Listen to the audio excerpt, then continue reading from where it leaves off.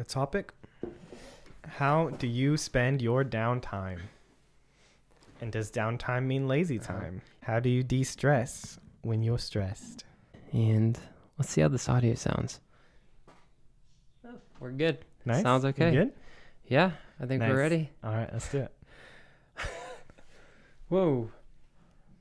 This is cool. Well, this is kind of first podcast. I'm your host, Jimmy, and this is my best friend, Timmy. Hey, how you guys doing? We're doing well. I'm It's doing only well. the two of us, so we're both doing well. We got our tea and we're trying to make it very podcasty. Hey, this is us getting it set up. Even if we don't get a full episode today, we're getting something. Yeah. This Yeah. is more than we've ever done before. Also, I Yeah. got like a wire in my face. I got you. Okay. Cool. Yeah, we'll get more natural as we're going. Yeah. Right. Cool. Let's talk about stress, baby. Let's talk about you and me. That's weird. Let's not keep that in. This is the best podcast ever.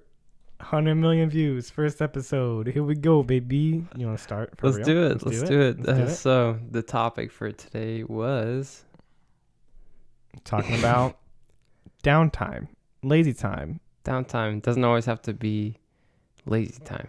Right. It can be productive. Yeah. Talking about the concept of relaxing and de-stressing without being unproductive, without feeling like you're wasting time. And it's a bit of a controversial idea because a lot of people say if you aren't working, you need to be relaxing. Exactly. I just have the giggles now, man. It's too late. But I agree. I agree with that. I think like a lot of people, take downtime or weekend time. Like, oh man, I get home, I'm going to, set my feet up on the couch and go watch some Netflix and go scroll through Instagram or TikTok for, hours after Right. work. And I think that's honestly, kind of dumb, and it doesn't make you happy in the long run at all. Right. And it's not a de-stressor. It's stressful scrolling through Instagram, and you Yeah. probably get more depressed doing that anyway. Right. So, Yeah, I agree. I mean, honestly, I think it's better to get away from your day-to-day grind and get into something that is not necessarily pointless or just pure laziness, but rather something that you actually enjoy, but is pushing you to be something more than what you already are. yeah, exactly. Like, picking a hobby. Yeah. And being productive, something that I do. Something I want to make, like, on this podcast or this series. I don't even know what I'm doing yet for this, but is the battery's almost dead. Oh, dang, it's going to die quick. But something I wanted to do is make, not talk about stuff that I'm not really that haven't been through already, or Right. I'm going through. I want to make it real, because I'm not like Joe Rogan, where I have so much knowledge and have gone through life, perfectly, or not perfectly, but yeah, Right. but just I want to make it from perspective of someone who's like in their 20s going through crap. Right. Yeah. I you know? mean, neither of us are experts on anything, really, when we're not pretending to be. We just want to talk about our current experience rather than trying to tell somebody else how to live their life. Just talking about what we're going through and what we know other people are going through, and sharing our perspective, and hopefully that helps somebody out. Yeah, exactly. Whether it's to do what we do or maybe the opposite. Yeah. Right. Yeah. And Yeah. now the screen went black for a second, but we're going to put another battery in. battery. And we're back. Yeah. Just like that. The camera might look a little different. The audio is still going. We're good. Nice. Still recording? Awesome. Still picking it up? Mm-hmm. Nice. So what's something that you're going through now that you're, actively, you're you're actively. I don't know what to do with my hands. This podcast is gonna be awkward as crap and fantastic at.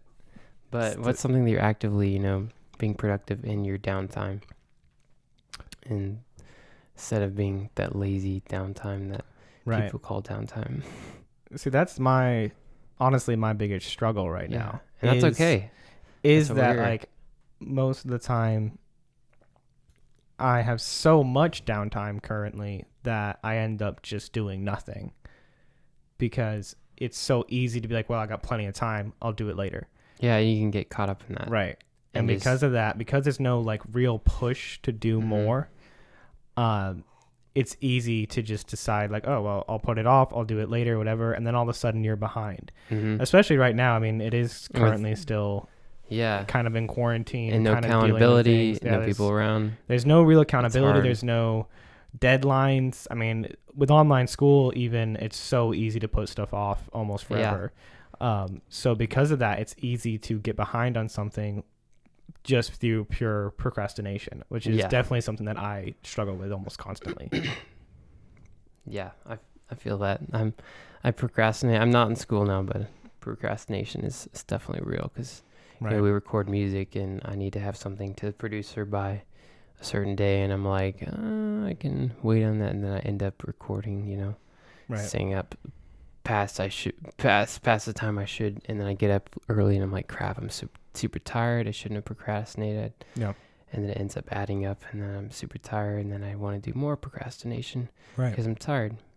And I think what you just said there, wanting to do more procrastination after putting something off is interesting, because when I've found that when I give myself a break, before you actually get something done, when you're like, oh, I'm going to start the day off easy instead of jumping right into things, often that's when I will have my most unproductive days. But if I get the tasks that I need to do, whether it be homework assignments or just getting something done that I have to, whatever it is, that leads to a better day overall. And then when I get into downtime, like yesterday, rather than like taking a break in the middle of the day, and whether it be watching YouTube or taking a nap or whatever, or just doing something that doesn't actually contribute to my life, but is rather just pure... Yeah, that's a good way to put it. Pure turning off, which is fine. I mean, if you need that, which everyone does every once in a while, that's okay. But when it's a problem, and where it is a problem for me, is I turn off all the time. I use it as an excuse not to do things. And so yesterday, instead of doing that, it's so much easier when you start things, when you start building those habits from the beginning of the day. Because willpower, self-control, all that is kind of like a muscle, where if you utilize it more, it gets stronger. But unlike a muscle, at least from my personal experience, it's a little bit different for every person. And if you want to look deeper into psychological studies, I'm sure that it gets more complicated. But for me, at least, the more I use it, even within a single day, the stronger it feels. So if I make a hard choice at first, then later on, I find that it's actually easier to continue that pattern rather than if I get on my computer and the first thing I do is go to YouTube or get on Instagram, then it's going to be much more likely that I spend a majority of my time doing that type of activity rather than something that I would actually, in the end, enjoy more and be more proud and appreciative of, instead of those more inactive activities. Exactly. Yeah. And I think, what I've been doing lately, it's like counterproductive. I'll wake up, and because I'm so tired lately, I haven't been going to bed on time, I get up and then I'll look at Instagram. For some reason, whenever I get on Instagram, first thing in the morning, it wakes me up. I don't know why. So I'll get on for like 3 minutes and then get out of bed, and I'll be like, okay, I'm woken up now. But that's probably a bad habit. So normally I'll wake up and then go straight to the shower. But something that seems to cancel that out is I've been taking cold showers every day for about a week, and it's super refreshing. And it kind of study says it releases endorphins, if that's what those are called. Endorphins. Endorphins. Endorphins. So it releases endorphins. But one thing I've noticed, it does help me to do, like, I do a little task, a hard thing during the day, like the shower, and then I'll start doing more things. But the thing I struggle with right now is the Instagram, waking up, getting an Instagram, or whatever, getting on my phone first thing in the day.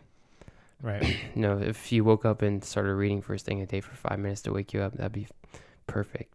Right. But yeah, because I think what you're doing is not a bad thing necessarily, where you're not trying to jump straight into your day the minute your eyes are open.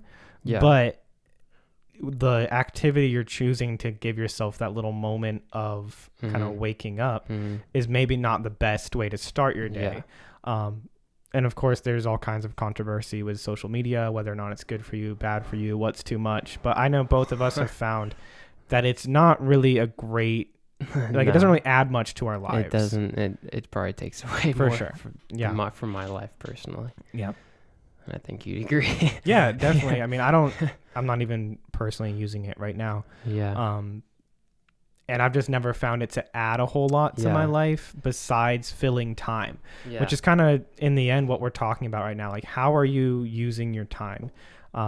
Because time is one of those few things that you never can get more of. It literally, you have 24 hours in a day and that's it. Yeah. So what you're using it for is really important. Because your money is, you can earn more money or less money. You can have more clothes, less clothes, whatever it is. Almost anything else is a resource that you can get more of, but time you can't. Yeah. Is that why you're staying off social media, to give yourself more time? Or? Yeah. Personally, that's why I'm not on it, is because it's just filling time with nothing. And again, like, I'm not saying you have to be working hard all the time, but what you're filling your time with, and then in the end, what that is what you're filling your mind with and your spirit with. Those things are important. And so I just found that it wasn't adding anything to my life. If anything, it was subtracting. And so that's why I'm just personally not using it. Yeah. And we were talking about earlier how it's hard because, some of us don't need social media, but it's hard nowadays to not, be on social media. Right. It's like so almost essential nowadays because everyone's on it and you're talking to people on it, and people you just met, you talk to them on Instagram. You don't text them nowadays, which I've been getting into. Just give me your number, man. Give me your number. I'm not going to be messaging over social media. So, right. But everyone's on it and it's normal, and it's, that is difficult. It's addicting. Yeah. I mean, I've definitely had people where it was the opposite of what you just said. Like, people will ask, do you have an Instagram? Do you have a Snapchat, before they ask for your number, which is kind of odd because it does seem like the more direct way of contacting someone would be their personal number. And maybe that is why, because it does feel a little too almost invasive to just meet somebody and be like, hey, can I have your number? Can I have this like direct all time contact method? But it wasn't like several years ago. And I think people are getting more, like, people will respond to a text or respond to a DM more faster than they'll respond to a text. I've seen, like, people I know, like, respond to my DMs faster than I texted them. And I'm like, dude, did you read my text? And he's like, oh wait. I'll try. Like, it's just because it's more entertaining to be on Instagram, so they're on Instagram more, and then they don't respond. And I've known that to be true myself. So it's hard, but like the whole downtime, like, Instagram definitely takes away from our downtime. I feel like both of us. Right. So social media, it has a big aspect, or is a big part of that, of, it makes downtime lazy time instead of, downtime should be growing time, what we were talking about earlier. It should be, resting, maybe reading or taking a nap, or I don't know. It's when you're using your downtime to fill, when you're needing a constant need to fill your downtime with something. You never get rested. You never get rested. You never have a chance to replenish yourself. And that's definitely something I've noticed in the past few years, when it comes especially to, like, creative endeavors, trying to make something that is just out of you. You can't do that if you're constantly allowing your mind to be stimulated. And that's something that I struggle with a lot, is needing overstimulation, but also getting overstimulated. So like my brain wants that constant feeling of being on, whether it be through social media. It's like a vacuum where it's pulling your creativity out. It wants to be social that. Media. It wants that. Yeah. And then if you don't do that, if you force yourself almost to be bored, that's when your mind comes up with ideas. Exactly. And I know that we've both found a lot in the past year going outside, doing things that are very physical, very analog, not in the digital world at all, whether it be hiking or just going for a drive somewhere that is outside of the city. It's addicting in a certain way in itself. It opens up your mind to a whole different side of yourself. Yeah, and then you want to do more stuff along those lines and more things creative and more things outdoors. And it helps you to, get back to what you should be doing. Right. So. Yeah, I think we get lost in a digital world a lot of the time, and it's a scary thing because I know for me it makes me feel not real a lot of the time. It lets you escape, which can be a good thing. I'm not completely disowning that idea of escape because it is good. It's good to get away from the problems, especially in a year like this year where it's been really hard, and there's been a lot of just like scary things and hard things. But that doesn't mean you should just purely turn off. Like you need to be a real person. Yeah. You need to experience reality. And there's so much good in reality too. Yeah. If all you ever do is escape from the bad things, you're never acknowledging the good things. Exactly. I think that's a huge thing because reality, like people are always not in reality, not in reality nowadays, which is a weird thing to say, but like they're just spending their time so much on social media. And, it's whether they're doing anything, it's, if they're, talking to their parents about the dinner table, they're on social media, under the table, scrolling through TikTok, they're always having a stimulant, and it's people are losing, the thinking for themselves. They're not in reality. And I think the whole thing of not in reality, what you're saying is crazy because, that didn't exist. You were always in reality, 30 years ago. But since then, computers and everything, you forget where you are, and like it's like when you're watching a movie, you're like forget what's happening, you're just kind of like in the movie, but you're in social media and you forget your surroundings, you're dull in the brain, and people are doing that for hours and hours a day, and it's becoming a problem. Depressed, people getting anxious, depressed, and it's, the rate of suicide has gone way up since social media. It's pretty dangerous for, children to get on and anyone to get on, as a matter of fact, honestly. So yeah, it's a scary thing to think about, the fact that like mental health issues have been on the rise since this. And there are other contributing factors to that. You can't blame everything on social media, obviously, but it has been proven as a contributing factor. Yeah, and I think it's because part of the reason it's not just Instagram or TikTok or whatever, but it's because people are taken away from the social aspect of their actual society and being a part of society and living with each other and talking to each other and having friends. I saw a video the other day of and it was on YouTube. It was like kids in the 90s or high schoolers in the 90s, and they were all just walking around the street and hanging out and hanging out with each other and talking and stuff. And that is weird because I see, the same thing, but it's not. Everyone's like looking down at their phones or whatever, and they're losing connections. And I think that's a big part of it. It's not just the social media. It's taking away from that, which is needed. Yeah, I think it really just comes down to, at least for me, the biggest issue for me, and the biggest thing I struggle with my phone and just in general being like distractions. Because it's just so comfortable. It's so easy and comfortable to be like, I have time. I don't want to have to fill that time. I don't want to have to spark creativeness. I don't want to have to do all that because that's hard. It's hard to do more.